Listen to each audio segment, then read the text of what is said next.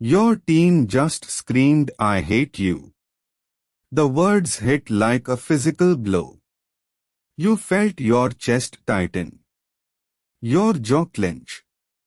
Every parenting instinct said, "Respond. Now." Hard. Ground them. Take the phone. Show them who is in charge.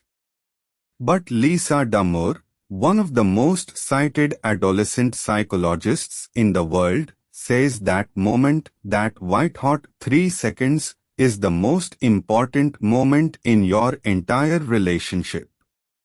Not because of what your teenager said. Because of what you do next. This is human dynamics on Tatveda. When a teenager is in emotional flooding, and the research from Daniel Siegel confirms this, their heart rate exceeds 100 beats per minute. The prefrontal cortex goes functionally offline. They cannot process logic. They cannot hear your reasoning. They cannot even accurately perceive your facial expression. And it takes a minimum of 20 to 30 minutes for the nervous system to return to a state where rational conversation is even possible. If you are parenting a teenager, subscribe to Tatveda right now.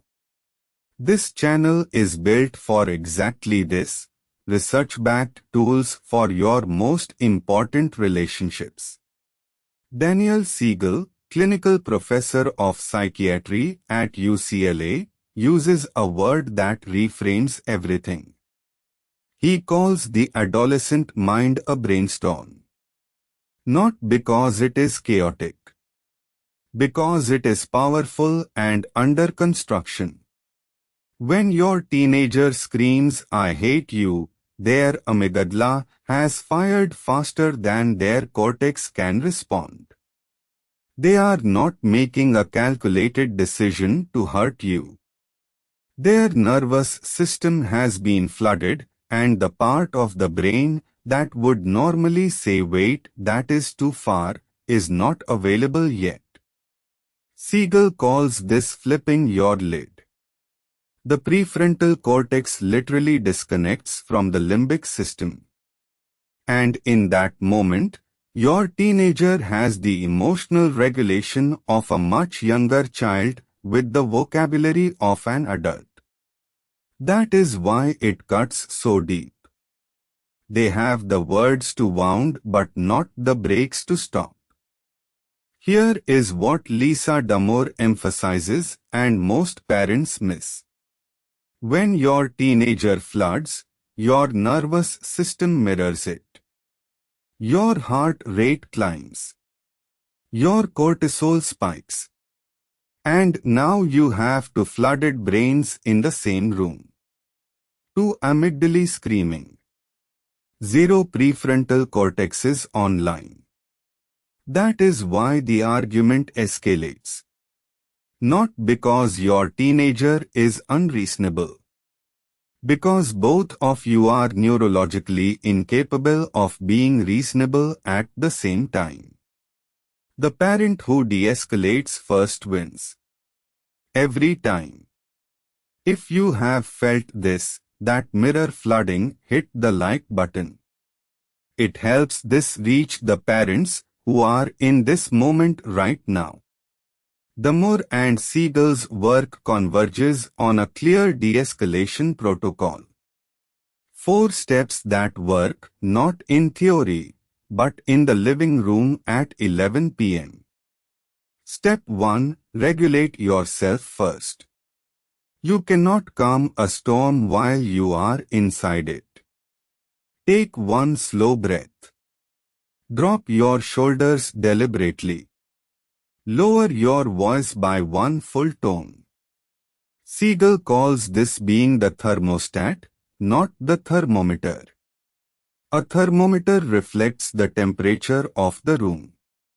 A thermostat sets it.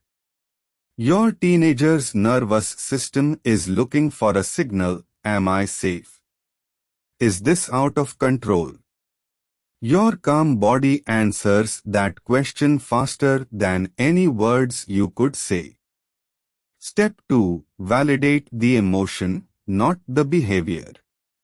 I can see you are really upset right now. That is not permission. That is not agreement. That is acknowledgement. The more is very clear on this distinction. You can validate that someone's anger is real without endorsing what they said or did with it. I hear that you are furious. I am not okay with the words you used. But the fury itself, that is real. And I am not going to pretend it is not.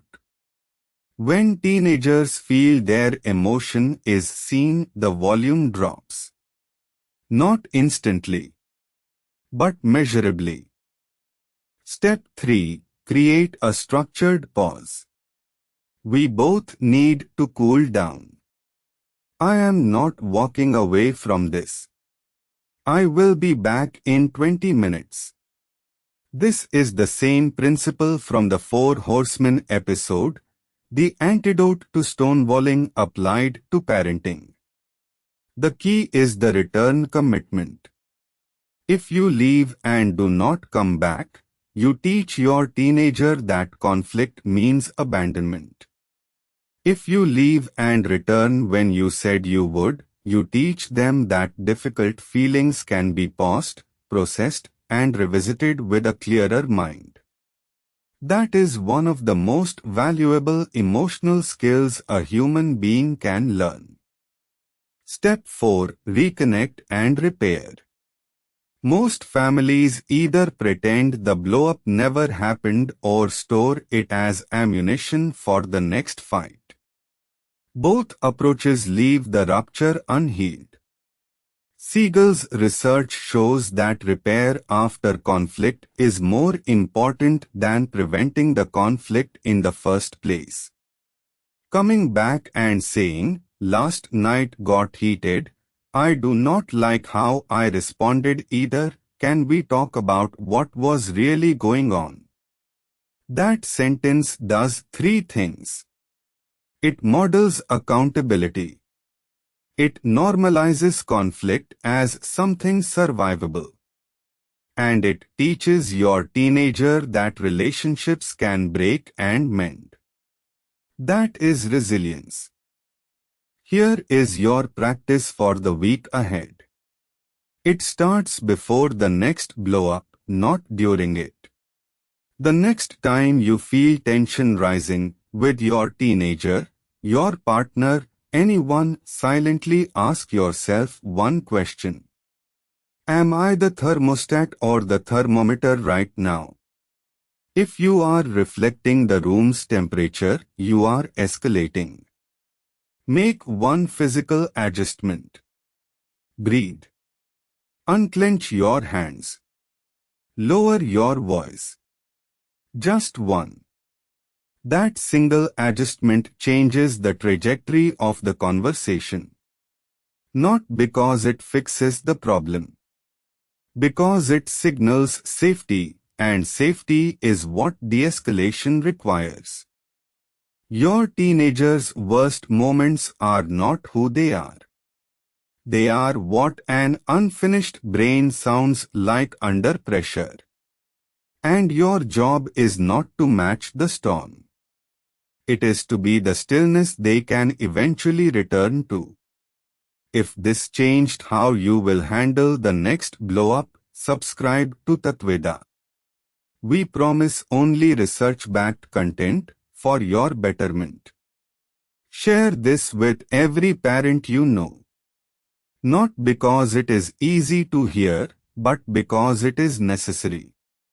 And hit the like button. It genuinely helps this reach the families who need it most.